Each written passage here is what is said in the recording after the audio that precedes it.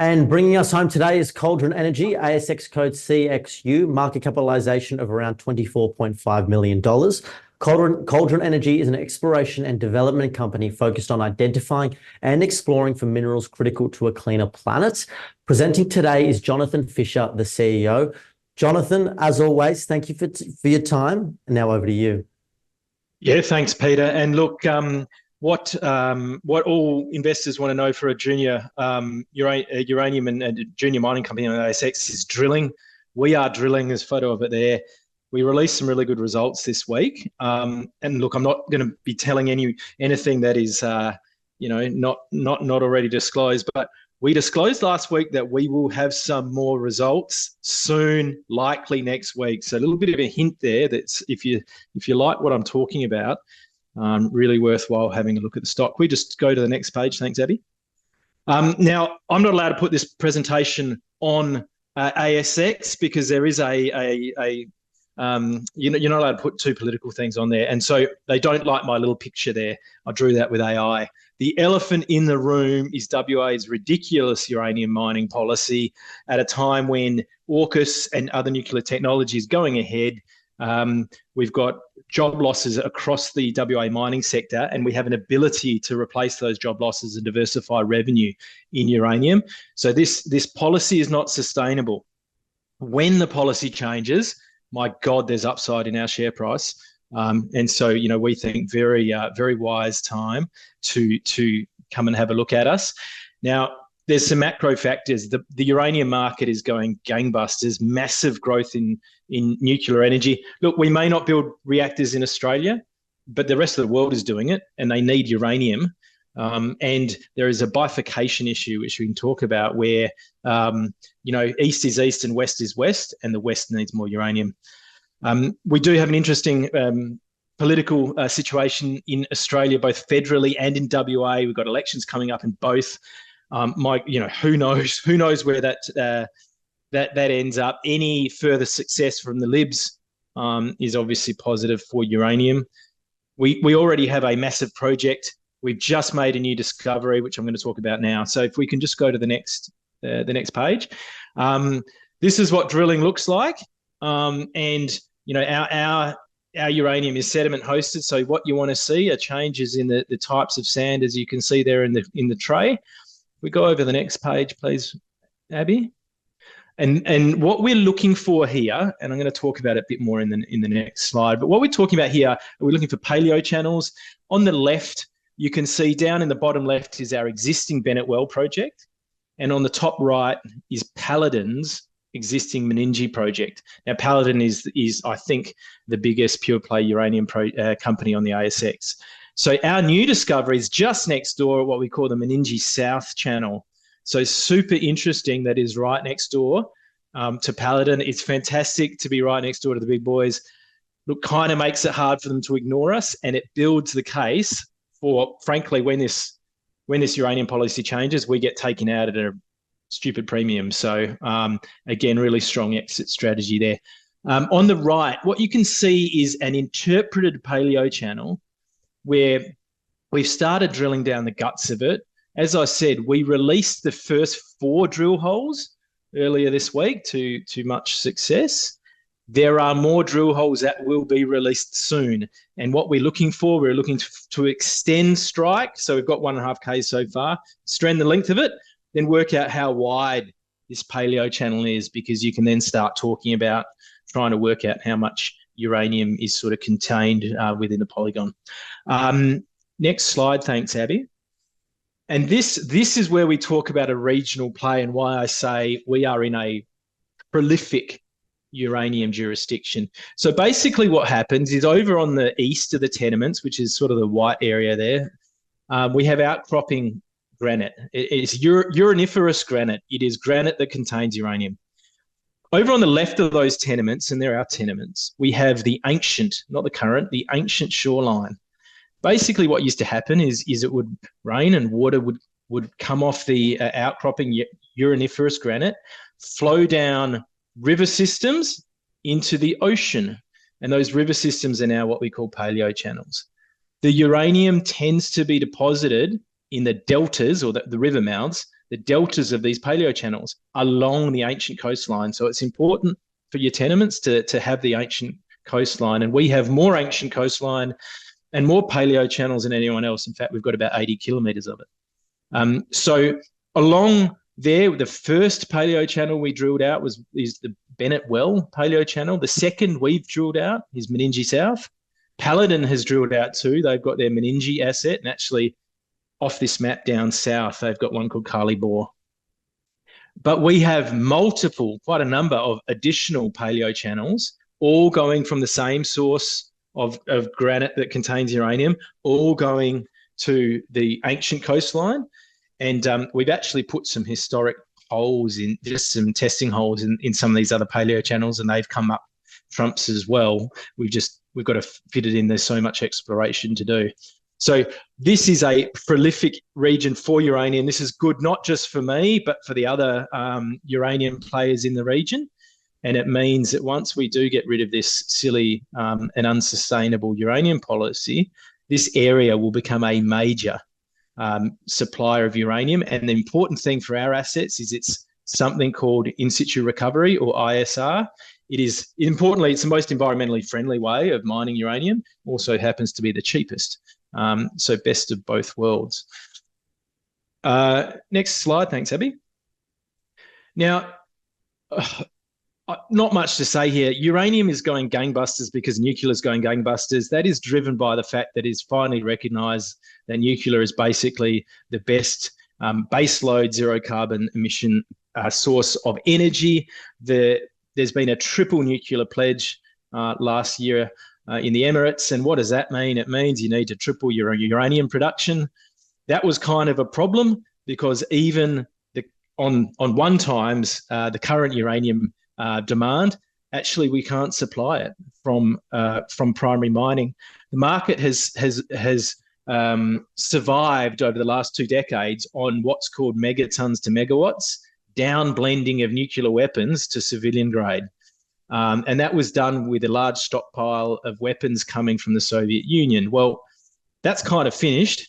No one is down blending weapons anymore. In fact, unfortunately, we're in an environment where people are building more nuclear weapons. So that source of supply for civilian has dried up. We need to massively increase the amount of uranium we're mining. And flip to the next slide. Thanks, Abby. It should come from Australia, and Australia already is a nuclear player. And this is a bit of a segue here into nuclear energy. We don't have nuclear weapons in Australia. We don't want it, but we're extremely capable across the rest of the value chain. And that's helpful for uranium mining because we do have strong rad capabilities. We do have world-class radiation regulators and nuclear scientific or research organisations. So, watch your space for increased uranium mining in Australia and specifically WA. Secondly, if Mr. Dutton gets in, we'll be building some nuclear reactors as well. That would be good for us, but not necessary because actually the amount of nuclear reactors we build in Australia will be relatively small compared to the global market where they are just dying to get Australian uranium. Next slide. So the problem for the world is there's been a bifurcation in the market, which means Russia's bad, China's a little bit dodgy, and the Sapporo 5, which are the largest Western users of uranium, desperately need Western sources of uranium, and essentially that is Canada and Australia. Frankly, not so much Africa. They've put billions of dollars to work, to encourage new uranium supply chains in the West. So there's money available to Australia if we want to do it. This has all come to a head because the US banned certain exports or imports from Russia.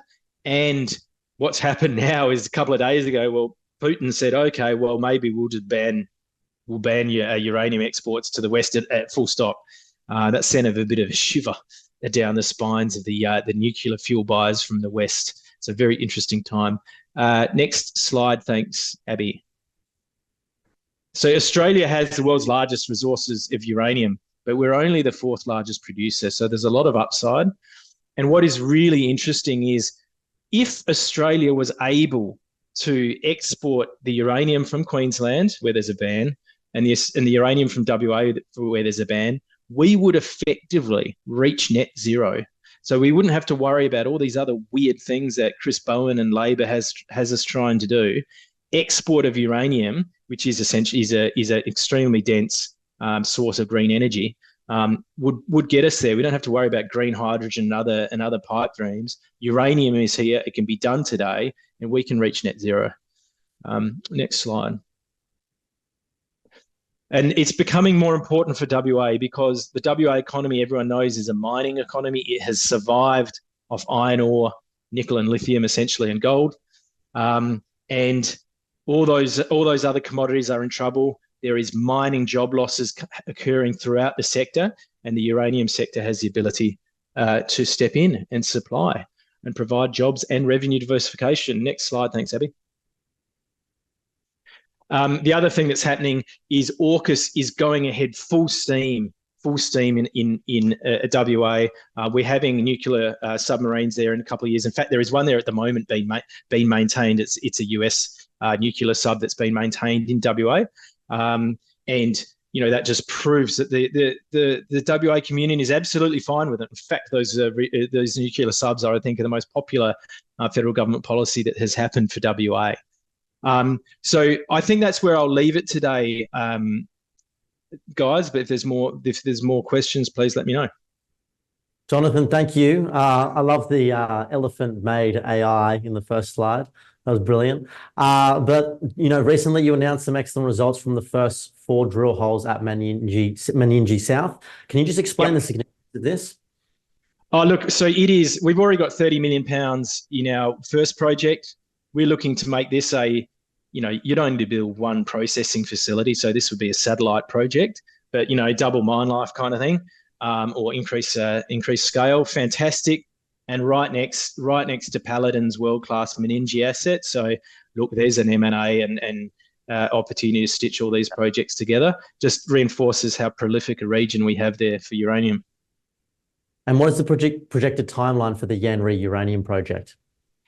So, a couple of years post changing the policy. Now, I can continue. I'm not constrained by this policy. We can continue drilling in WA. We can continue defining resource. We can do our feasibility studies. So, look, we'll continue doing all that, but eventually we do need to mine. And I'll just encourage everybody on the line 2 things. One, we have more results coming. I've already told the market that they are coming soon. Nudge, nudge, wink, wink. Secondly, again, which is actually, I've said that to the market that they're coming soon.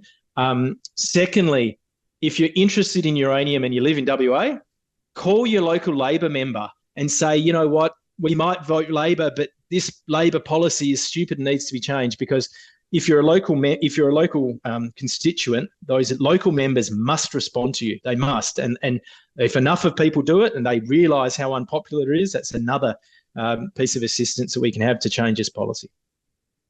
And Jonathan, yesterday or the day before, we had some massive news coming from that Russian President Vladimir Putin suggested potential restriction on the exports of titanium, nickel, and obviously uranium. I just wanted to get your overall thoughts on this. Yeah, so this is a real problem for the West, the collective West. The Western nuclear fuel buyers are actually really, really short uranium at the moment. So that means they've got uncovered requirements, and they would have been getting those uncovered requirements from Eastern sources, specifically Kazakhstan and Russia. That may not happen if Putin follows through with that. Putin rattles the saber a bit. Maybe he will, maybe he won't. But it just reinforces the importance of Western suppliers stepping up. It will lead to long-term increased uranium prices. So it's fantastic for us. And it will lead to pressure on the WA government to change the policy. Think about it. The US and the UK are giving us nuclear submarine technologies. It would be kind of reasonable if we let them have a bit of uranium as a quid pro quo. So many different factors lining up to change this policy. And now is the time for investors to get in cheap, because, look, as soon as that policy has changed, we are 10, 20 times on the share price, literally. And it's only a matter of time. So it's not an if, it's a when. And when it happens, there is that upside. And so, Jonathan, going back to that global uranium supply versus demand, When do you think that shortages are going to start to bite if supply continues around the current levels? Yeah, so we are just entering the summer restocking or recontracting process. The utilities have been holding off restocking as long as they can because the long-term contract price is actually about $81. It's basically the same as spot. That is unusual. It's never been that high so much. Yet they still have to contract a lot. And so you are coming into a process which is going to be very interesting.